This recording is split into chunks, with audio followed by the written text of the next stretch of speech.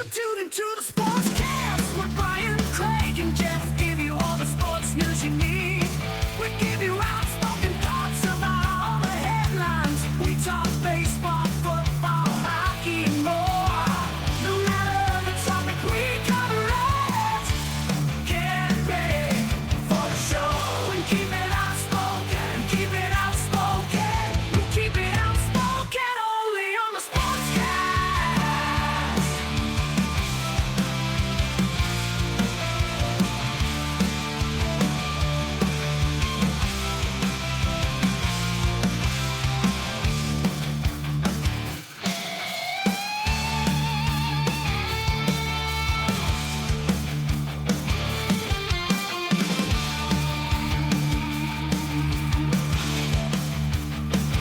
Tune into the Sportscast with Brian, Craig, and Jeff. Give you all the sports news you need.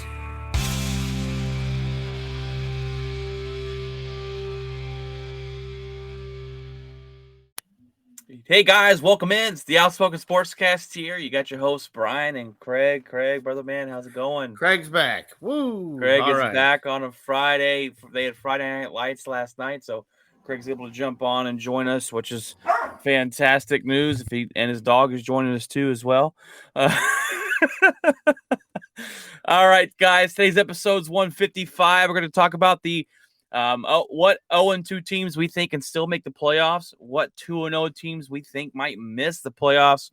We got the top games of week 3. We give you the NCAA schedule, and we got some headlines of the week right after this, guys.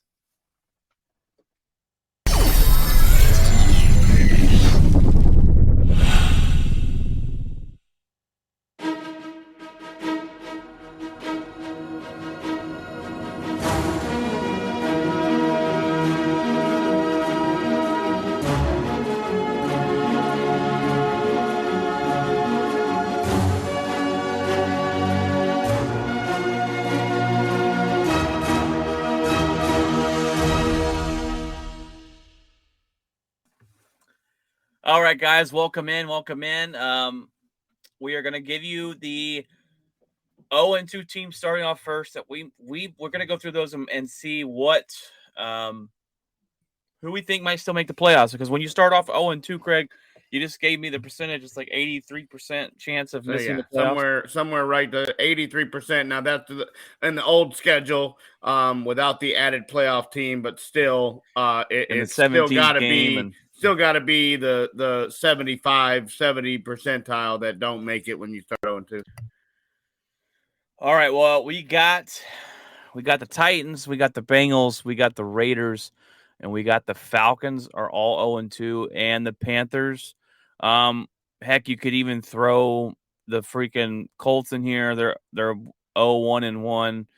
And the Texans, I mean, but none of us are beating down the door to say Texans are going to go to the playoffs.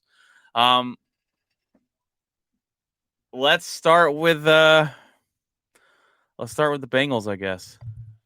Bengals are the interesting one here.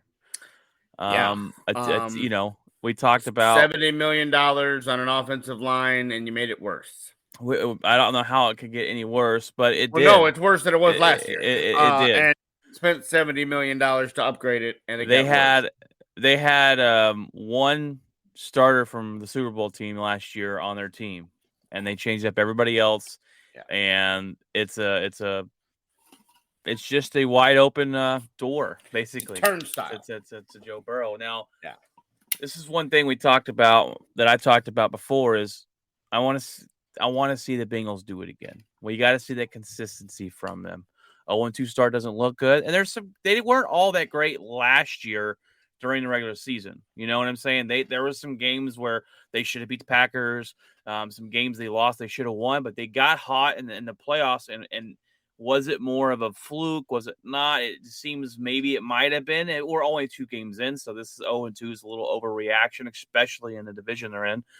And they get a little bit of a break this week, so. Yeah. The Browns thought they were getting a break last week, and then they lost to the Jets. But I don't see this one happening. I do think the Bengals still make the playoffs. I think Joe Burrow, Joe Cool will get it together once they get that win under their belt. and get moving forward in the right way. That the Browns are leading the division right now only because they played in Thursday night football and actually won that game. The Steelers don't look like they can do anything. The Ravens are always going to be a decent team, but I think the Bengals could end up winning this division and end up it started off 0-2. I think they make the playoffs. What about you? I think they put themselves behind the 8 ball. The Lamar Jackson decides he wants to start looking like a NFL quarterback again. That's real weird. And I think the fourth quarter. I think the only way in is winning the division, because there's some teams that have surprised me, i.e. Miami. I mean, I liked that deal, but I thought they would need another year with a new head coach. I liked the team. I liked the moves they made. I liked everything like that. But I didn't like the division they're in, and I thought they needed another year. It appears that they might not. So I think there's some teams that I thought would do better, but there's also some teams that I thought would be in the playoff mix that are not going to be, that we will talk about in a minute.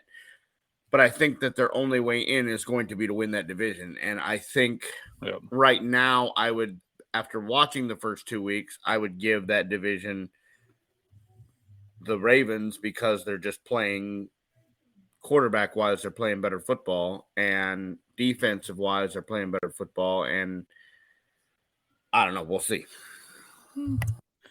Yeah. Yeah. I mean, Miami's kind of shocked a little bit. Everybody here. I need Cincinnati to come out and annihilate the Jets. I need them to come out and play a solid football game. Right now, they have not looked good at all. They have not looked. They can't run the football. They can't pass the football. Defensively, they look average. And Joe Burrow's on pace to get sacked 117 million times. You're going to get him hurt, and if he's hurt, well, then that's then they're the Bengals again. Yeah. So I need an impressive showing before I can fully get on board back on with the playoff push that they need to beat the team that they're supposed to beat, because they should have, with a backup quarterback in Dallas. They should have beat Dallas and done what they needed to do to Dallas. Now, defensively, Dallas is a top 5 defensive team, so there is that. So I'm going to give them a little bit of a break there. That offensively, they struggled because Dallas is good defensively. And not everyone has a Micah Parsons on their team that gets the quarterback every chance he gets. Yeah, you're not going to get hit 17 times by the best linebacker in football or pass rusher in football every week. I got the Bengals in. Still, I think Craig's got them out. So, let's go to Tennessee. A lot of people had Tennessee Titans in. I said no. Titans were going to fall off this year, and they look like crap so far. Ryan Tannehill has said, "Thanks, Craig. I got you. I'm going to make you look like an idiot, because I understand they lost A.J. Brown, but I thought Henry would come back and be healthy, and I thought they could run the football. And 25 yards later, he was sitting in the third quarter with a jacket on because he didn't want to play football anymore. I mean, if they ever switch over to this other quarterback, he's not the answer. So that's basically waving the white flag. They're going to blow it up after the season. They're going to have to, because this looks – I thought they could survive it. I thought they'd be okay. They look like a bottom of the rung football team. Here is, who do we have winning the division? The Colts are crap. The Texans are crap. The Jaguars are crap. The Titans look like crap. The Titans could realistically still win this division. Wow. I didn't even realize that. So I don't know. This is a coin that's flip. Gonna be. Have you heard of the under 500 team making the playoffs? Because that's what's going to happen in that division. Yeah, it's like when the Panthers were like 6-10 and won their division. It was like, what is this team even doing here? By default, that somebody has to make it. And are we really thinking that that Matt Ryan's going to turn it around? No.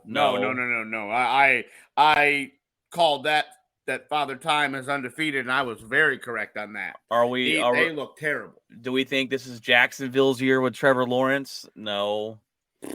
I don't. I've already discussed how much of a Trevor Lawrence fan I am not.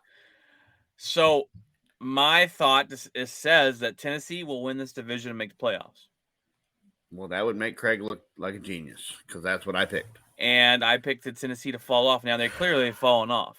Yeah, clearly. But you might get some wins playing that terrible division. Now, yeah, so I'm going to say yes to Tennessee. And I like the head coach to make adjustments.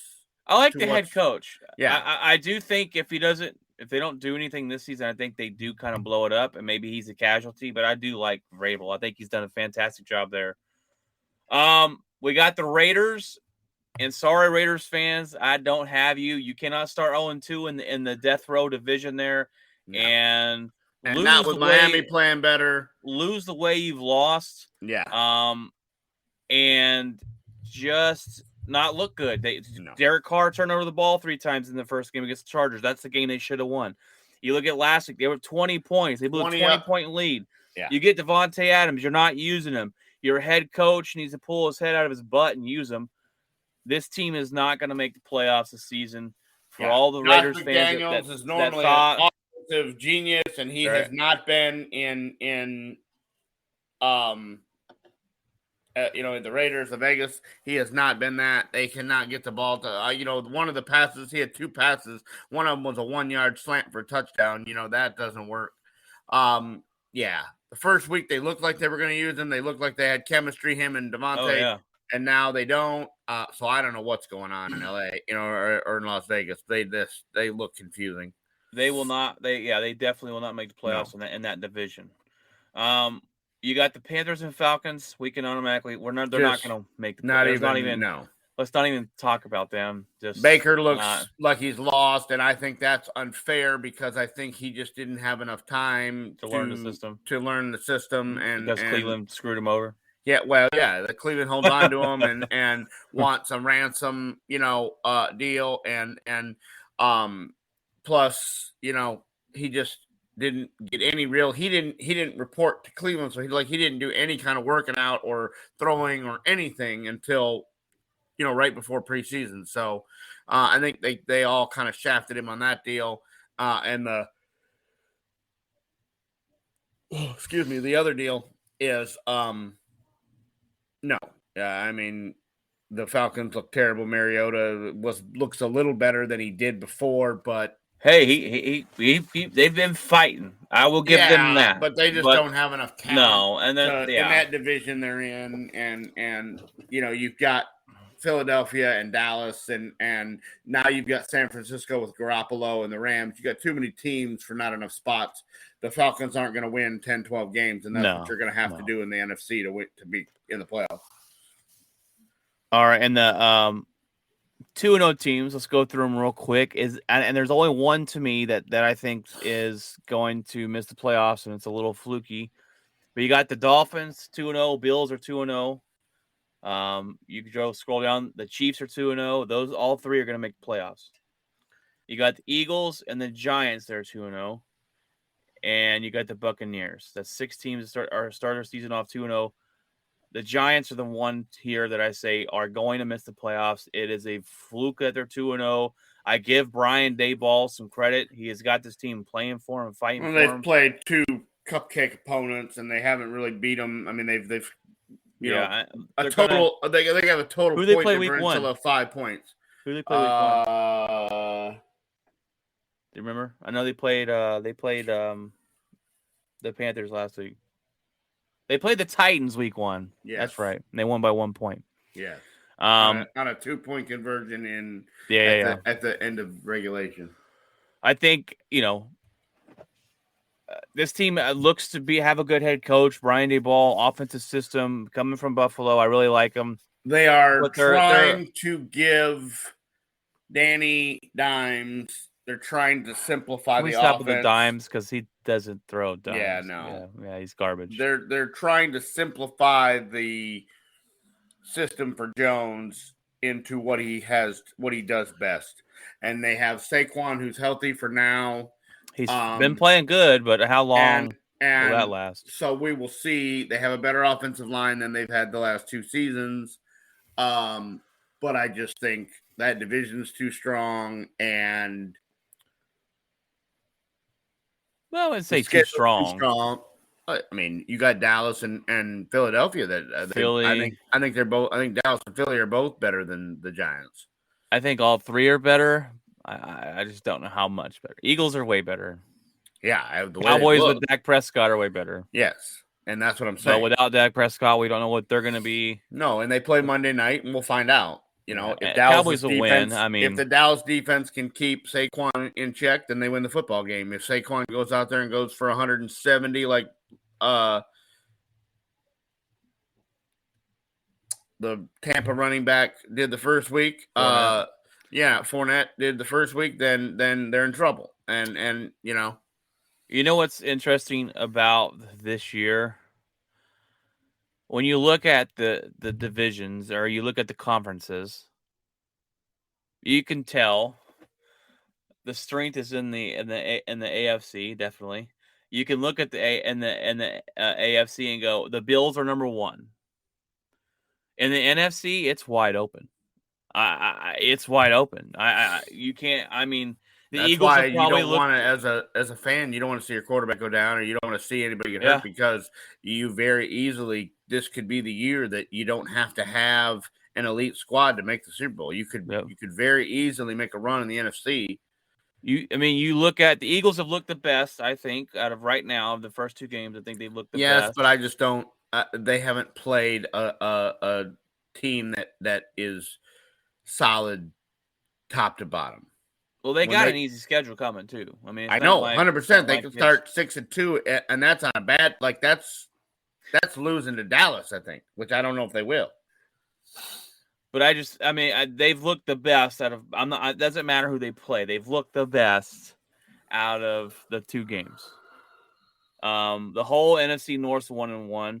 The Buccaneers have not looked good, but they're 2-0. The NFC West broken. The Rams don't look that. I mean, they don't look all that great. The 49ers completely changed with Jimmy Garoppolo, so they might be the number 1 team. The Cardinals, all they do is win with Jimmy. I mean, that's the Cardinals.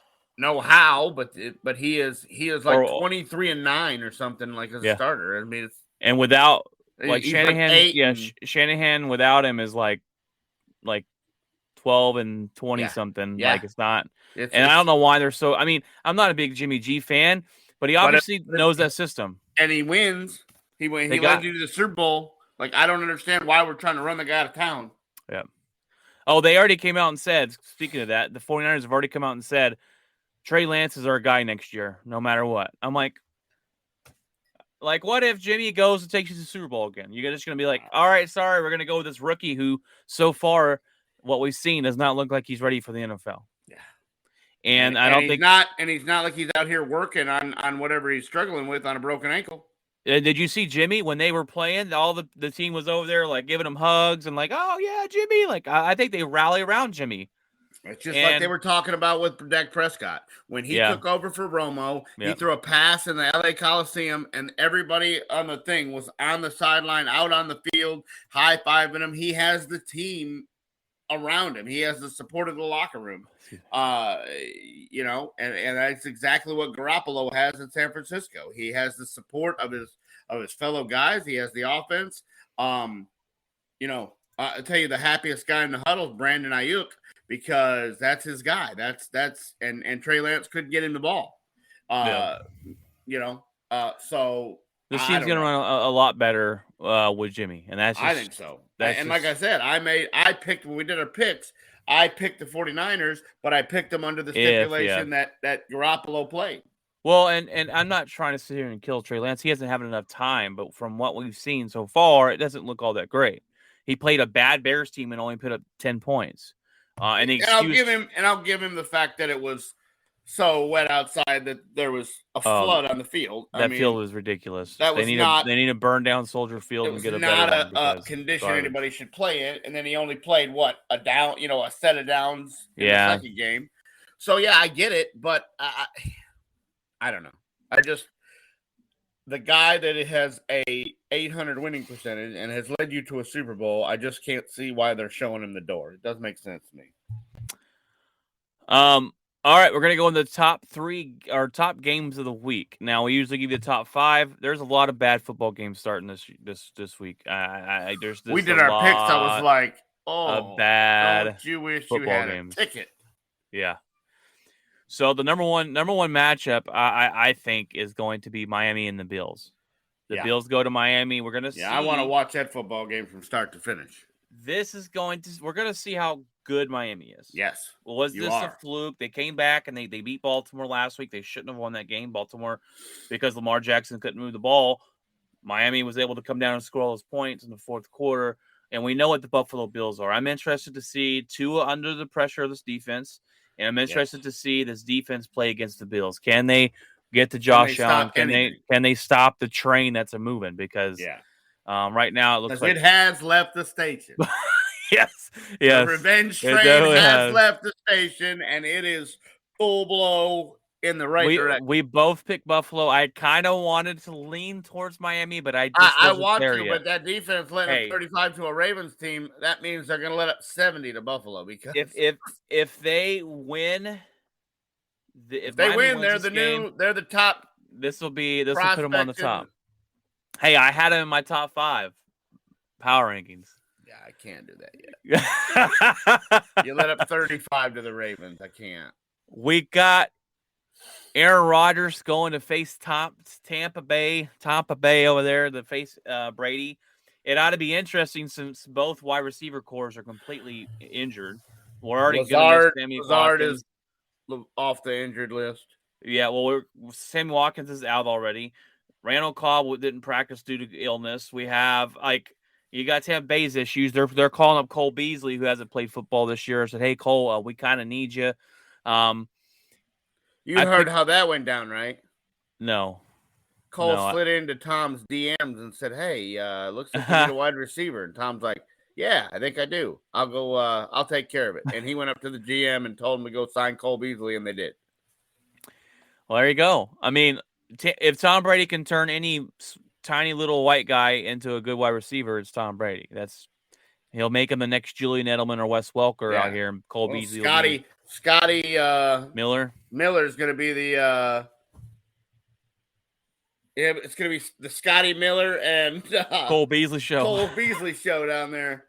I got Tampa Bay winning this one. In all honesty, I think we get blown out. We got a quarterback that doesn't trust our wide receivers. I don't know about blown out. We've got no passing game because our quarterback doesn't trust our wide receivers and won't fucking throw them the football. Sorry, language, my bad. Won't freaking throw them the freaking Mark football. McCarthy, calm down. Dump button. I heard that. Dump button. And you can't run on Tampa. The Bears just ran all over us, and Fournette's going to kill us. I just don't think it's going to be a good showing, and I just think we're going to get ran, unfortunately. And Green Bay's schedule coming up, it does not get any easier, especially if our quarterback will throw the freaking ball to the wide receivers. All right.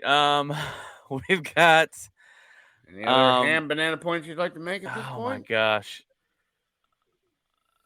Not now. Not now. I want to see what this game looks like, but you've got the Desperation Bowl. Raiders 0-2 going to Tennessee, who's 0-2. Might be a good one. Don't you wish you had a ticket bowl? You got Rams and Cardinals. Could be a good game. It could be a bad game. You never know what you're going to get with both these teams right now. They both look a little hot and cold. But that's really about it. Denver and Denver Sunday Night Football and the 49ers might be good because it's Jimmy G's back.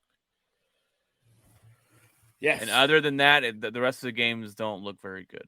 No. And the Raiders should beat the Titans. If they don't, their season's over, and McDaniel might be fired before he gets a win. You know who might be fired is Nathaniel Hackett. What? Mister, I can't tell time. He's my God! Did I games in both games that they played. Did I send you that TikTok? Huh? Did I send you that TikTok where the guy is going off on the Denver Broncos and Nathaniel Hackett? Because it's like 3rd and 1. No, I saw the other one where our favorite guy is like, all 3 guys, and oh yes, and he's like, yes. Oh, he can't tell time. He's like, what? He's like, yeah, he can't tell time. He goes, when I went to his house, he's like, all the food is undercooked or overcooked because he can't tell time. And he walks in and he's got a piece of toast that's burned on one side and melted on the other. It's great. Well, this guy's going over the game, and he's like, watch this play. They do this dumb play, and they it's 4th and inches. Yeah, and then he comes out and he doesn't know if he's gonna kick a field goal or run a play. So then he pulls Russell off to kick a field goal, and they get a delay of game. And then after the delay of game, they punt the ball. I'm like, oh my god! It's so bad that the crowd in Mile High is counting down to the play clock. So they're like, so Russ knows when to snap the ball. I texted Jeff and I said, if your coach does not get better than this, he will be gone. That's why Jeff's not coming on the podcast. He's like, I can't. I can't. These two guys are gonna crucify me. What a pathetic. And I wanted that. This is a guy from Green Bay. Aaron Rodgers loves Nathaniel Hackett, but apparently he has no time management skills because. Well, apparently somebody else. Well, I think he got it from Mike McCarthy. That's probably who he got it from. Mike McCarthy's garbage at not a McCarthy strong suit either. And that's the only thing he does on the Cowboys team, and he's garbage. Well, those are your games of the week to look forward to. Hopefully I can catch them. I want to catch that Miami game, man. Gosh, it's going to be a good one. I think that's going to be a noon game too, though. My game, I'll be able to see at 3:25. That's, Bucks and Packers. Yeah. All right, let's go over the NCAA schedule. Hopefully, we got some better games because last week was an absolute crap fest. You start your conference play now, so you should have some solid games. Ohio State, that's going to be a tough game for them right out of. That's a tough draw for them right out of the gate. Who they got this week? They play Wisconsin this week. Yeah. Alabama's got a. That's going to be easy. Yeah. Arkansas, number 10 versus Texas A&M, number 23. That'll be a pretty interesting game. That's ESPN at 6 p.m. You look at, let's see, Michigan's got another easy win. Florida goes to Tennessee, number 20 versus number 11. Yeah. And then Texas is going to blow out Texas Tech. Yeah, probably. Clemson travels to Wake Forest at 21. See if Wake Forest can pull that upset. Oklahoma, Kansas State. Yeah. There's not really. Kansas plays Duke. It's a basketball game in a football stadium, Yeah. Again, I don't see a whole lot of the games where I'm like, oh, that's a must watch. Yeah. Unfortunately. So let's see. You got TCU versus SMU. That'll be interesting. Sunday night going back to SMU. Penn State. All right. Well, it doesn't look like there's going to be any great Saturday football. Tennessee and Florida are probably your best bet. Yeah, or SMU and TCU if you're a local fan. Yeah, if you're a local fan there. Are you going to go to the tailgate, the October 1st tailgate at work? I'm going to need you to stop and rethink that sentence. Okay. Well, I thought I knew the answer before I asked it, but Yeah. The answer is Bambi is opening weekend as October 1st, I don't. Let me see. Not a hunter, so deer, college football, deer. Yeah, I'll be in the woods. I am not. I'm probably not going. I'm like, it's gonna be. That would be the only one that I could go to too, because we have band competitions every other Saturday. That's the only one without one. And so I will not be in any of them. Well, for y'all that don't know, our job has a TCU. We work in trash. Okay, we do front load trash. We have a residential trash truck that is painted out and decked out in TCU, and they take it out and they do. It's a trash truck that has been modified into a rolling bar. It's a basically rolling bar with speakers and TVs, and they cater food. It's pretty good time. It's pretty good time. Yeah. Versus Oklahoma, it's gonna be crazy. We don't know what time the game is yet. I'm like, how do you not know what time? Oh, it should be a prime time, probably. Yeah, it's either going to be 3 or 8 o'clock at night. I'm just not going to it. But anywho, hopefully we get some good games on Saturday. There's not going to be a whole lot of good games on Sunday this week, but I'm sure you can find something to watch. Headlines. Let's get into headlines, guys, right after this.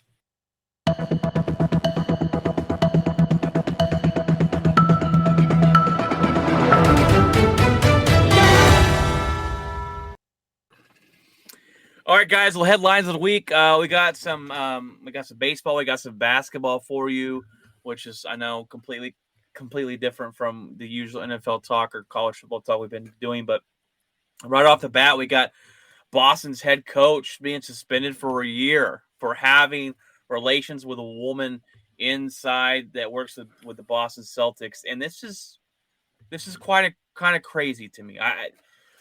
You got your head coach who just took you to the championship. They didn't win it. They took you to the championship, and it comes out that he has a consensual relation, even though he's engaged to Mia Hamm or Mia Long or somebody.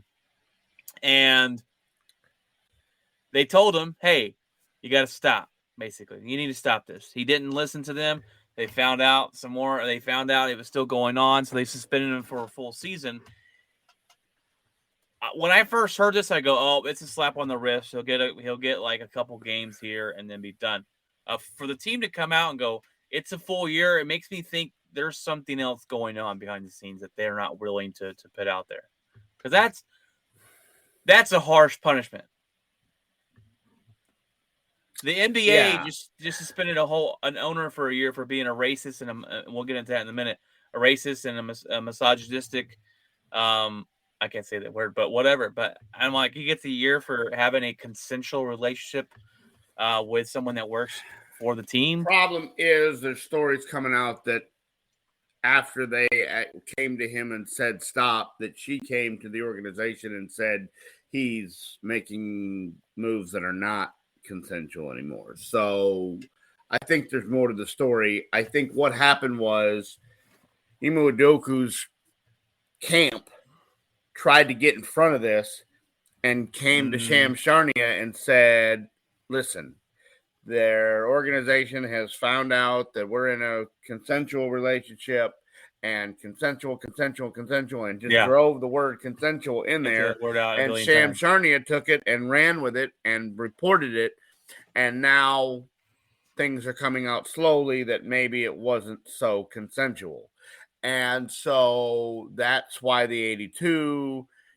And then, of course, you add on to the fact that he's in a 7-year relationship and engaged, and the position of power over this woman to maybe affect her. Maybe he told her that she would get at least in the company. At least Boston open up for lawsuits. Yeah, it opens the whole thing. So Boston has tried to get ahead of the NBA by saying, we've suspended him, we've cut him, and that's not the final decision. It's suspended for a year with the we'll reevaluate it at a later date thing. Well, stipulation at the end of the. It's interesting that you say that the consensual, because I read the headliner to my wife, and the headliner was Boston suspends the coach. What's his name? Ime Udoka. Yeah, Ime Udoka. Something to that for a year for having a consensual Brad Smith, but for having a consensual relationship. And my wife, the first thing she says to me is, she goes, "It's interesting because usually when they got to put consensual relationship in there, that word means it's probably wasn't so consensual." Yeah. Because if it was, you wouldn't have to include it in the headline. Yeah. I totally agree. That's like me going, I'm consensually married to my wife. Yeah. Like, what? I mean, of course you are. Why would you have to say that word? I'm here. If this turns out that he's done more than that he needs to be fired. In a discussion. And I think what it is he knows he's going to be fired from Boston, but he's trying to make it to where he's rehirable somewhere else and not just blacklisted from the whole NBA. That's what we're trying to do. And their camp trusted Sham Charania, so they went to them and reported it so it would get out in the news. Yeah, they didn't go to Woj. Well, but what I'm saying is those are the two. Woj and Charnia are the two that are trusted. Like, so when you hear it from Sham Charania, you're like, that guy's authentic. That guy's legitimate. And if I'm Charnia, I go, hey man, you use me dirty. Like, don't put me in this. To use my credibility to cover your guy, and when you know that he's done wrong, like, that's not cool, man, to use my credibility. And so that'll be interesting to see where this goes. The fact that they only went with an interim guy and not went and got another coach tells me they're thinking of bringing him back right now, but I don't know. We'll see. Well, they were talking about, is Brad Stevens just going to come out from the front office and start coaching again? The problem is with Brad Stevens, I liked him when he was in college, but he had the mentality that he was still in college, and he was talking to these guys like they were college kids, and they're like, that doesn't work. Who's this clown? Yeah, we're not. This guy's hollering. What's he doing? And he's like, he was coaching Butler, and he's hollering at these guys, and they're making millions of dollars, and they're going, I don't have to listen to you. You go away. And so that's why the Brad Stevens thing never worked. He never had the respect of any of the players because of the hard nose. I'm going to come in and we're going to run line drills and we're going to do this and we're going to do that. And that just doesn't work in the NBA.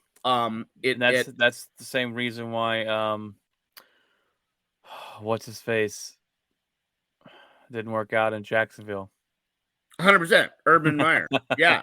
You cannot come and teach. You can't come in here and kick your kicker and go, you suck, and kick his elbow out from under him while he's trying to stretch, and tell your coaching staff that I am the greatest. I'm the only winner in this room. The rest of you guys are a bunch of losers. It's a terrible look. And so when you do that, when you're trying to treat grown men like college kids, it never works. So I believe that's why the Brad Stevens thing didn't work, but his basketball knowledge is so great and so deal that they just gave him a front office position to keep him in the organization and use his brain and still pay the contract out because they're going to pay him anyway. So they might as well get something out of him while they're paying him. But yeah, I don't believe that it would be a good idea to bring Brad Stevens down from the booth because it didn't work when he was originally there.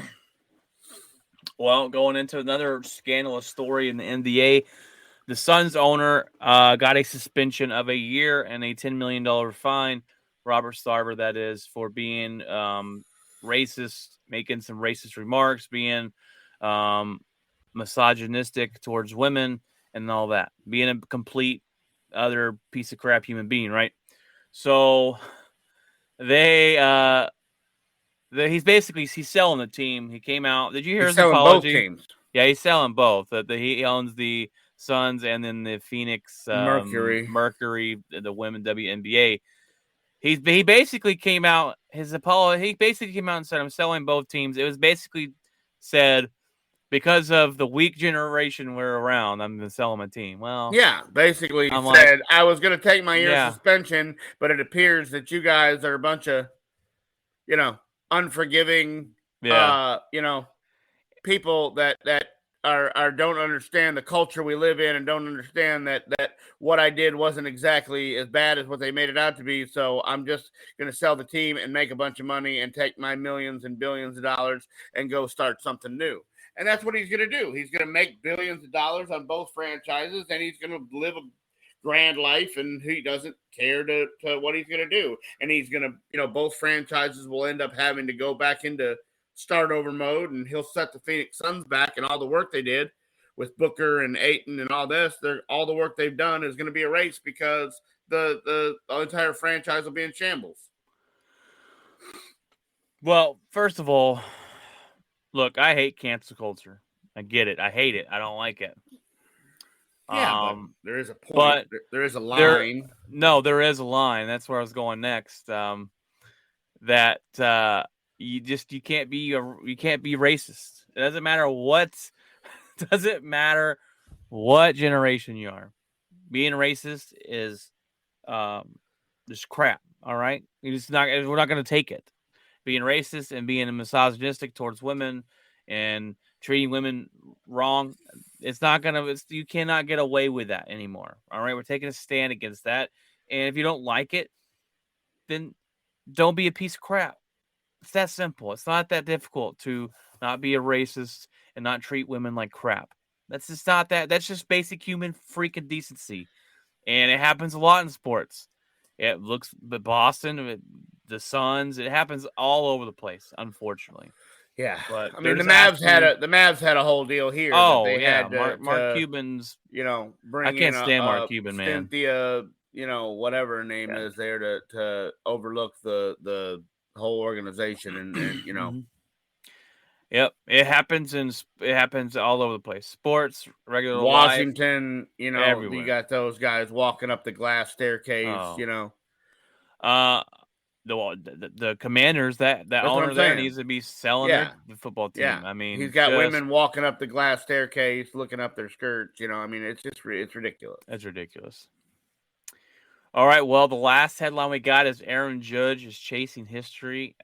He is at number 60 right now. 63 is the official record there, Craig, or what are we? Is 62 the Maris record, the American League record.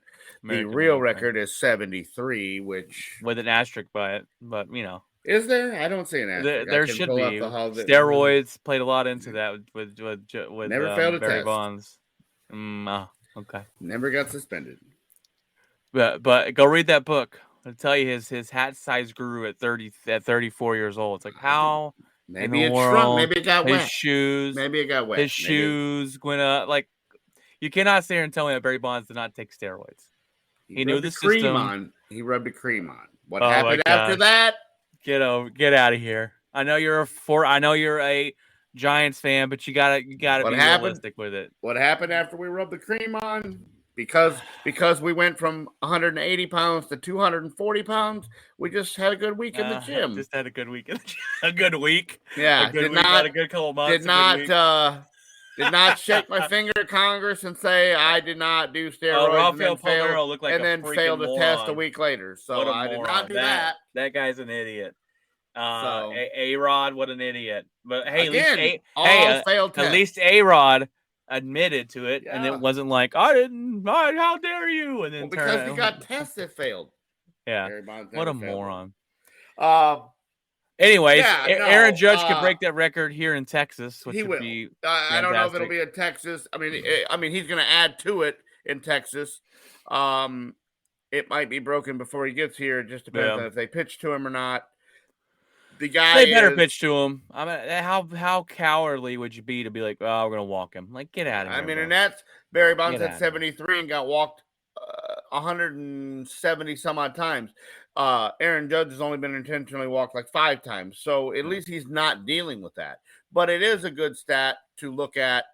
Aaron Judge is 20 home runs clear of the next. Kyle Schwarber's 40 home runs is the next guy even close to him. Yeah. And the bottom line is Aaron Judge went to the Yankees and tried to make a deal, and they tried to lowball him. And he said, sorry, I'm going to bet on myself. And he's winning. 100%. And the deal is you look at the years prior, Aaron Judge has always missed a set of games. Mm-hmm. He's missed him and the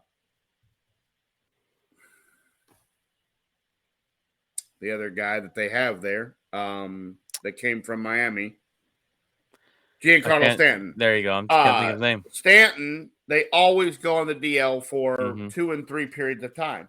Well, if you look this year, Aaron Judge has missed 5 games. And there's the reason in which he's having the year of his life is because he's playing with the nagging injury or whatever to bet on himself. Where I'm going with this is there's a very good chance that he is not a New York Yankee next year. Yep. And he was almost traded to the Angels before the season started. He was. Now, I don't know. That would have probably had to include Ohtani and at least one of them. Yeah. Trout or Ohtani would have had to been in that deal somewhere. You're not going to get Aaron Judge and not give up one of those guys. Anyway, sorry, continue. But the leader in the clubhouse, and I will watch every hot stove report from the end of World Series to the start of spring training because I want this to happen more than anything in the world, is the leader in the clubhouse is the San Francisco Giants. He is a California kid who grew up a Giants fan, and they can, if they are willing to open up the checkbook and sign the deal, and they have no payroll. Right now, they have nothing for next. The only person that's on the books for next year is Brandon Crawford. He don't make a whole lot of money. The Longoria deal's up. The Brandon Belt deal's up.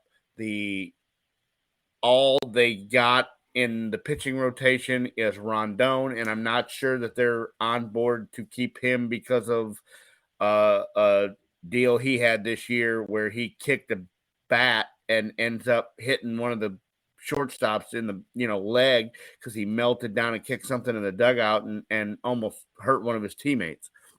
The bottom line is if the San Francisco Giants land Aaron Judge, it could be career changing. If Aaron Judge leaves the Yankees, heads are going to roll. They are, but the problem is this is a new era. This is not George. This is not. I have my checkbook for. Oh, I know. No, I know. Tax, and I have my checkbook for deal. They do not make these crazy deals anymore, and they basically. I'm not sure he they're turned going down to go. What, $35 million a year? Yes, and I'm not. I don't know if they're going to go much higher than that. I think the Yankees are in a deal to where they are not.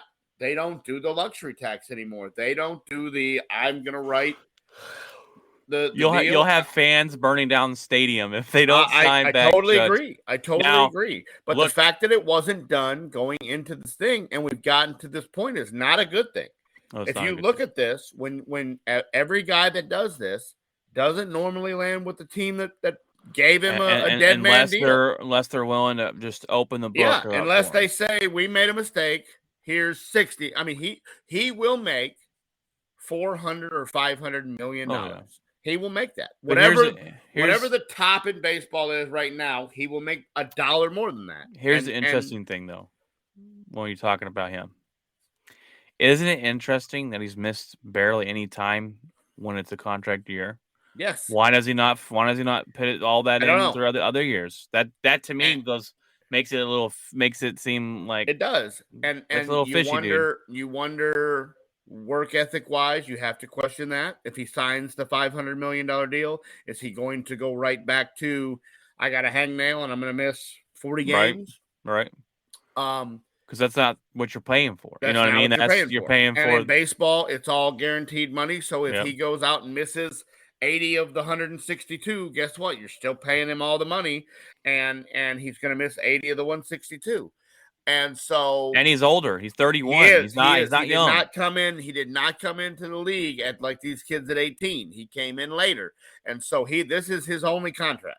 This one that he is going to sign, he will not get another one.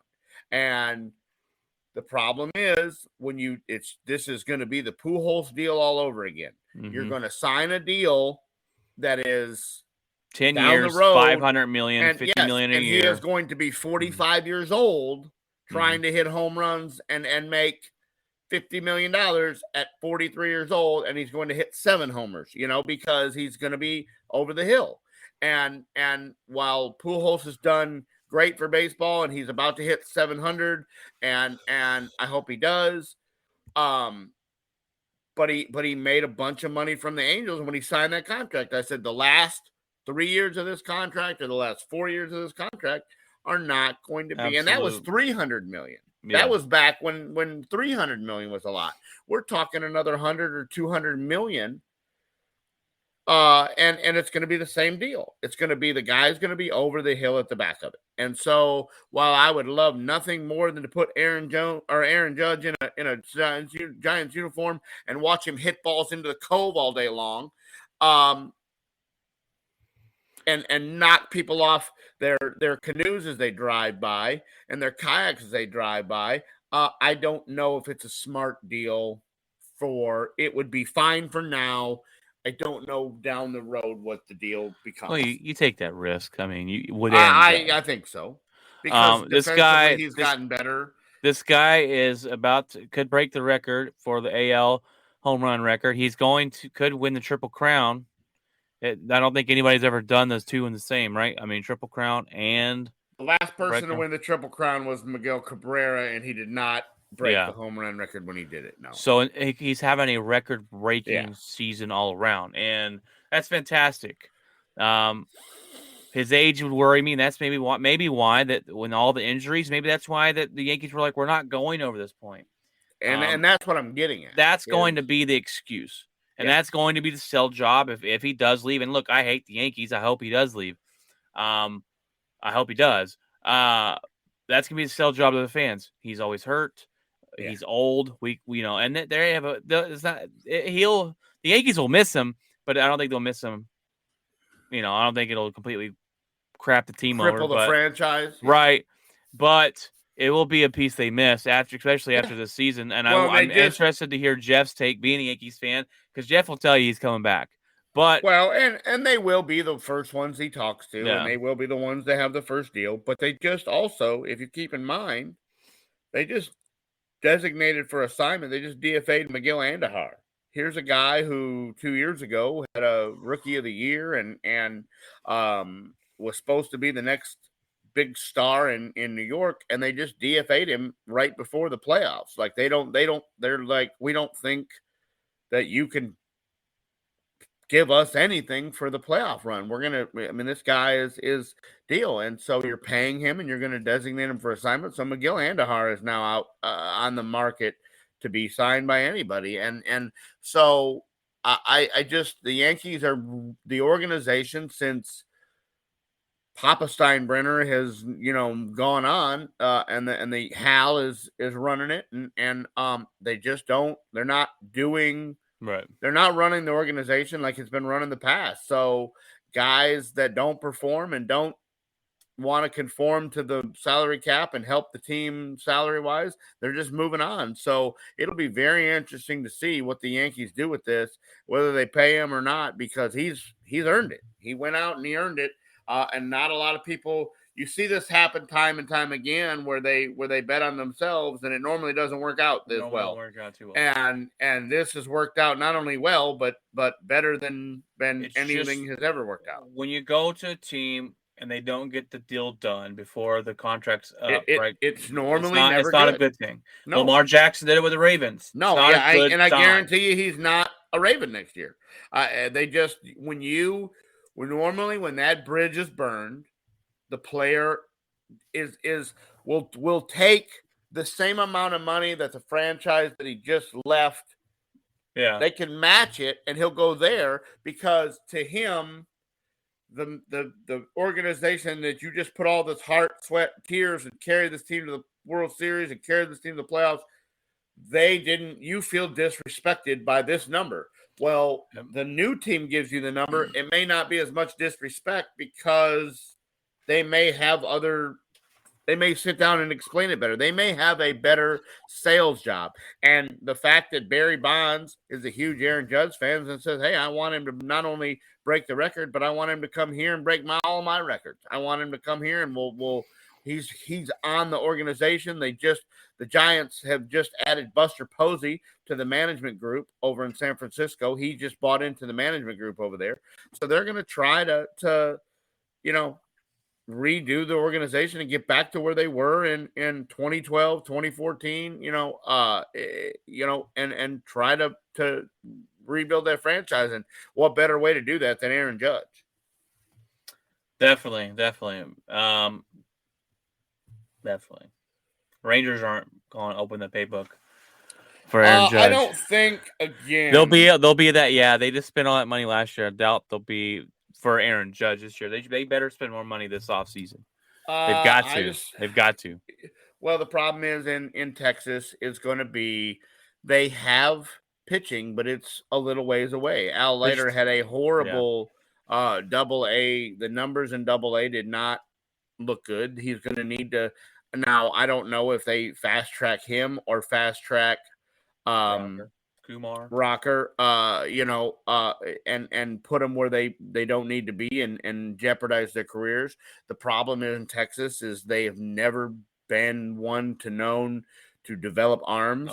Every person that they've had, they've put through Tommy John. Their throwing program has been under fire for years. Now that John Daniels is gone, that might change because he was that was his group of guys, the scouts and the developers, and he never wanted to move on from them. So and the analytics of showing that pitching here and pitching there and longer innings and so we will see what the decision. Now they should both be in Double-A again, or Rocker should be in High A. See, they never put Leiter in High A. They skipped him right to Double-A and he paid for it. And he got rocked around and the numbers are bad and he only had 4 wins and he had a high ERA and he had not a lot of innings pitched because he was leaving every game for being rocked and didn't get to develop a lot of pitches. So I believe he needs to start there again next year and see if he can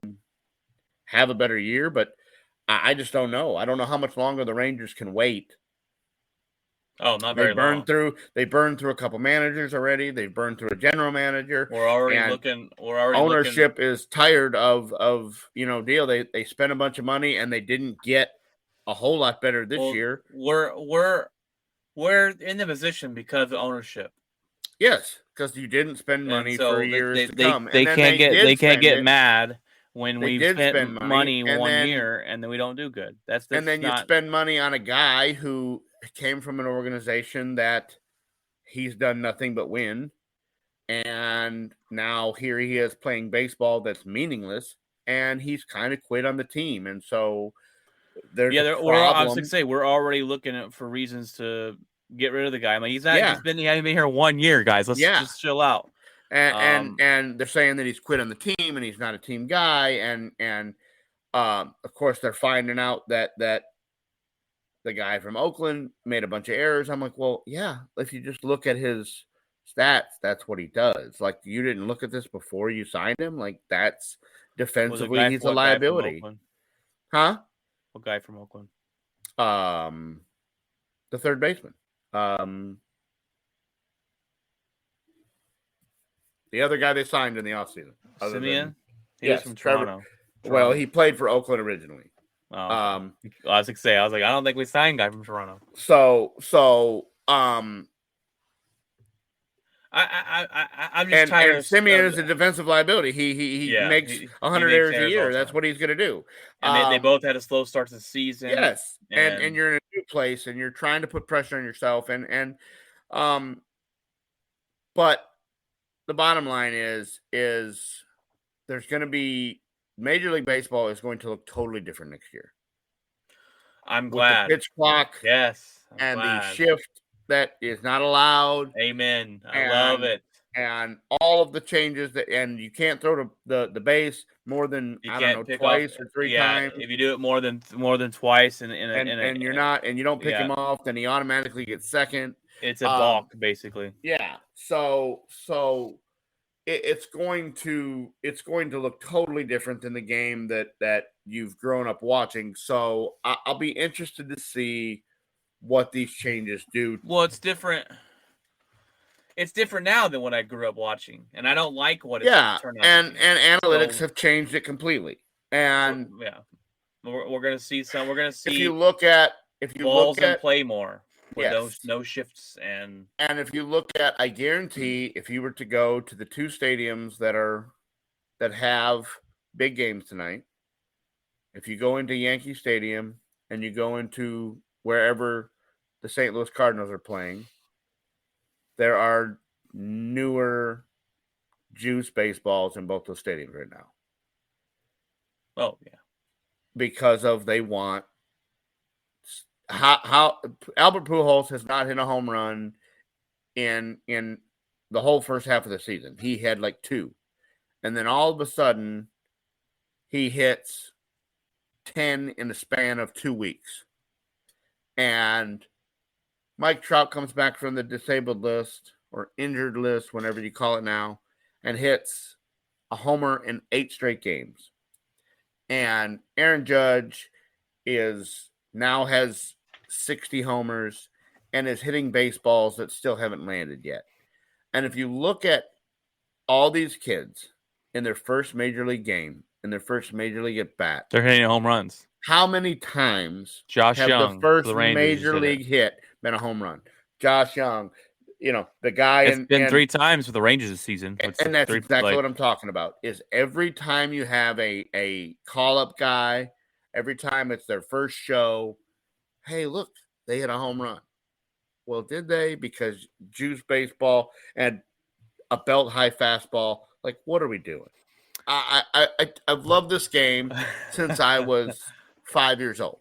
I could name, when I was growing up, I was born in Michigan, and I could name Detroit Tigers at 4 years old. I've loved this game my whole life. And what they've made it is not what it used to be. You're letting 100 teams in the playoffs.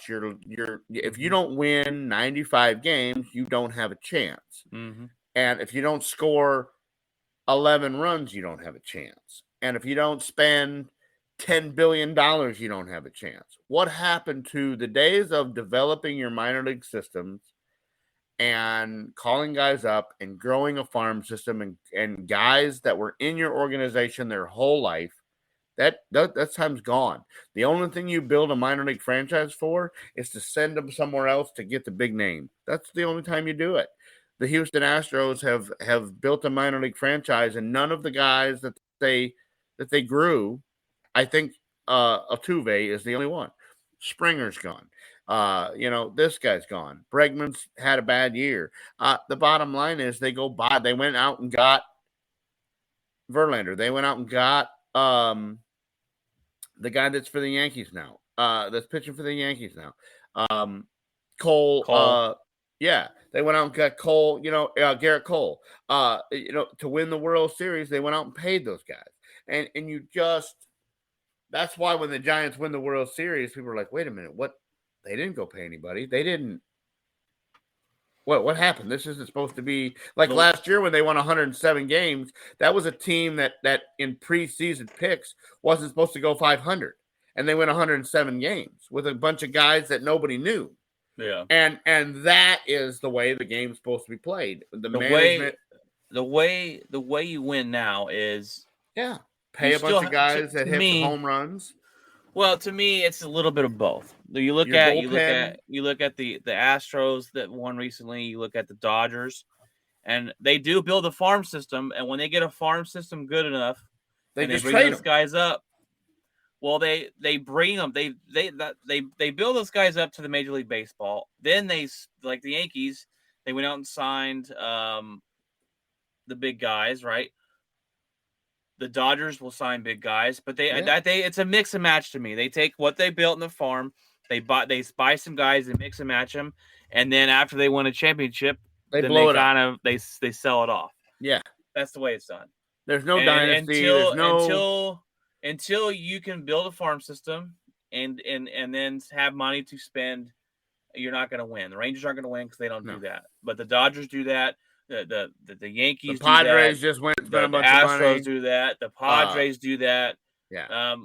But you got to have. I believe you got to have a farm system, and that's something a lot. You do either to help the guys that you buy, or to go trade for more guys that you need. That you have to. And that's what the Rangers have never done. But no. So. And I hate what they've done to pitchers in the major. This is a whole nother. You don't see a pitcher go back in the day growing up. If your pitcher didn't give you 7 innings, that was a fail. Yes, that was a bad start. Now 7 innings at the minimum. When they go 4 innings or 5 innings, they let up a walk or a base hit. They're turning around and they're looking at the bullpen to see who's coming to get them. And it's crazy. they get to 80 pitches and they're getting pulled out of the game. You had back in the day 7 innings. Usually after 7, if they're going strong, then they would close out the game. If not, you had a setup guy come in and you had a closer come in at the 9th, and that was it. Well, if you look at the 2 years the Rangers had success, Nolan Ryan was a part of that organization, and he went down and he went into the locker room and told those guys, don't turn around and look at the bullpen. There's nobody coming to get you. Yeah. You're going as far into this game as you could possibly go. And they were like, who is this old man? What? We don't do that. We don't do that. Derek Holland has talked about it for years. He said he basically told us there ain't nobody coming to get you. This is your game, and you're going to either figure it out Sink or swim. or your ERA is going to be, 13, and then we're going to cut you. So figure it out. And that's what they did. And that's the years they had success. The second that Nolan Ryan left the organization and they went back to analytical baseball and paper pushing and John Daniels, numbers, they have not had the success. And they've lost 2 very good managers over not giving them the team that needed to be played with. Yep. Well, that went off a little bit to baseball, but that's all right. We'll get into more baseball when October hits, and we'll get to playoffs, and hopefully Judge breaks the record. I want to see that happen, and we'll go from there. But it would be very sad to get this close and not break it. He'll break it. I think baseball will make that happen. I believe so. One way or the other. Now, speaking of that. That's an interesting topic. So Netflix has been coming out with a lot of these stories called Untold, and it's sports documentaries. Did you see the one about the ref? What's his name? Donahue? Yes. That's a very good one. And he talks about it in there about how the NBA had, and we all know this, we're not dumb, right? But the NBA, he would have special rules for star players. Donahue called a travel on Michael Jordan, and they're like, "What are you doing?" And he's like, "That was a travel. They told us to call the spin move." And they're like, "Yeah, but not on him." And what do you do? Like, yeah. So well, they basically the Allen Iverson went and yelled at one of the refs, and the next week, those guys that were that guy's buddy had that game, and they basically started calling travel. They knew he traveled. They knew he traveled. Oh, it was the palming. They knew he palmed the ball, and they called it. And Iverson says, "How long are we going to do this?" And they go, "Long enough for you to learn that you're not going to disrespect my guy." And they straight told him that's how it's going to be. That's a very good watch. If you haven't watched it, I watched that, and the Manti Te'o one's pretty good as well. So look for those sport documentaries, Untold Stories. But all right, guys, well, it's about that time we get into the What's in Our Locker segment. Craig, what is in your locker? Judge has 3 at bats and no hits tonight. So. Oh, that's not looking too good. We got the first band competition of no football tonight. We had football last night. They won 63-0. They're 5-0.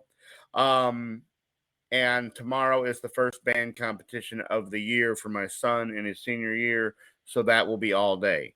We lucked out on the draw time, and we do not have to be at the band hall till 8:45 in the morning instead of 5:30 like it normally is.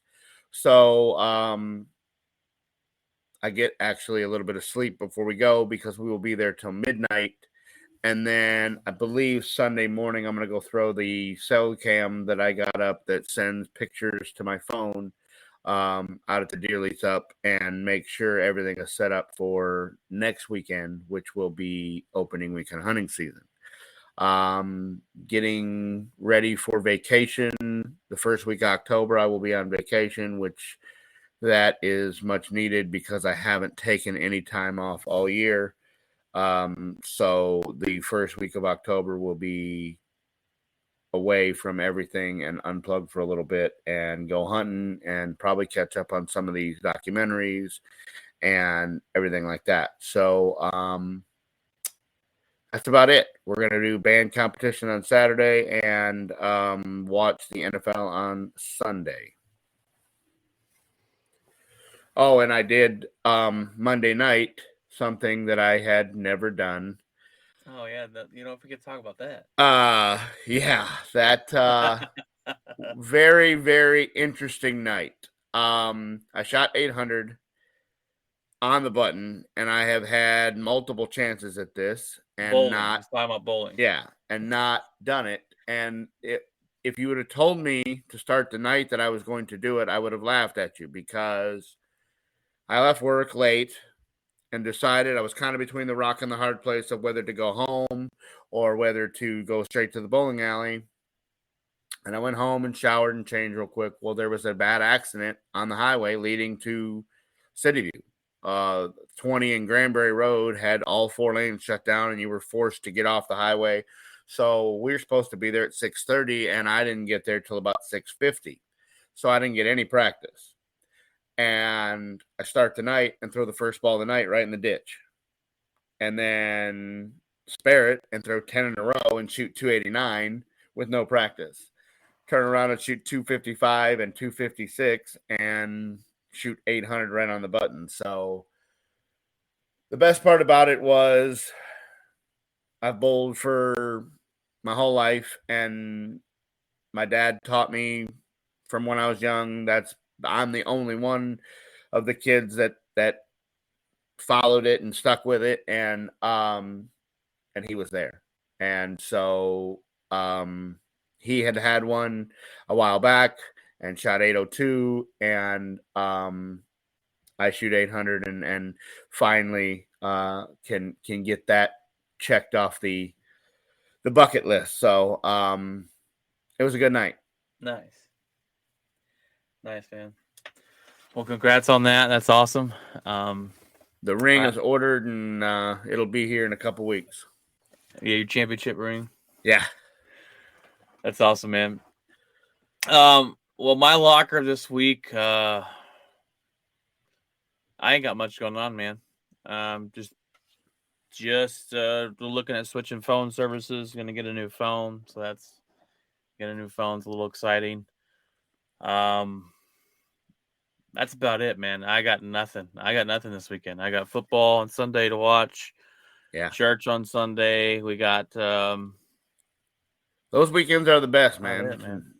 It'll go by faster than what it seems. So I get to check out. Last weekend I bought a electrical lawnmower and weed eater, so I'll get to check that out this weekend because last week the yard wasn't too long. Now I get to mow it this weekend. Check that out. So woo, fun stuff over here at the great. Watson household. But all right, guys. Well, that's going to be it. Craig is on here on Tuesdays, usually not on Fridays, but he is a special occasion this week. Just another about another 3 or 4 weeks of Friday nights, and then we'll be back. Probably the end of September, start of October. Hopefully Jeff jumps on soon. He's been dealing with some things, working for the stuff for the podcast as well. So hope he's back on too on Fridays. But guys, hope you have a great weekend, fantastic weekend ahead of you. I hope you got more planned than I do, or maybe you don't want anything planned like I do. Sometimes that's, like Greg said, that's the better thing. We are on all podcast platforms. We are streaming live to Twitch, Facebook, and Twitter, and YouTube. So come watch us live on Tuesdays and Fridays. Come follow our social medias. We're on TikTok. We're on YouTube. We're on Facebook and all that good stuff. So come check us out, guys. And God bless. And remember, keep it outspoken.